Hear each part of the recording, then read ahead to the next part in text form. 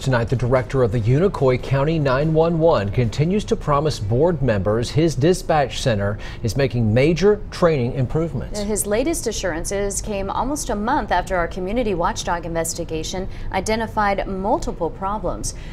This is over the last several years. Now, Name Warbito's investigation is also raising a new concern. That's right. The latest concern involves the makeup of the 911 board, which is in charge of dispatch oversight. There's some question as to whether the county mayor should be allowed to sit on that board, an issue board members promised to look into. Mishandled 911 calls, sleeping on the job, and a lack of sufficient training. I had more training on jobs when I waited tables than answering 911 lines. Those are among the problems two former Unicoi County dispatchers spoke up about in February. It's dangerous. It's dangerous for the citizens there. Most of their concerns backed up by 911 recordings and internal documents. I know you're out there.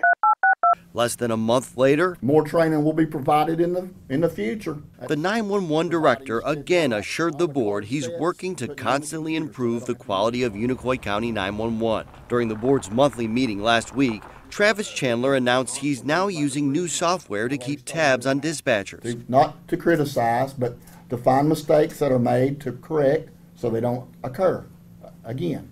And said he also hopes to have a new training simulator up and running within the next month. But there's now also something else for the board to consider, not involving the dispatch center, but instead involving one of its members. Up until this point, there's never been a question. The state agency over emergency communications districts provided us with this Attorney General's opinion, first shared with 911 districts at least 5 years ago. It suggests there's a conflict of interest when a county mayor with the ability to appoint board members sits on that same board. Both Mayor Greg Lynch and Chairman Bill Hensley believe Unicoi County is exempt. Citing a 2011 email from the Tennessee Emergency Communications Board, they argue their bylaws require the county mayor to sit on the board.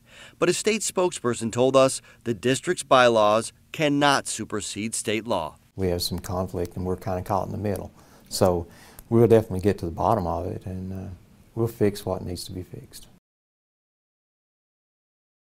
The county mayor gets to appoint 2 of the 8 other board members. Mayor Lynch told us the Irwin Police Chief and Fire Association president generally fill those roles, but the board expects to get attorneys involved to sort all this out.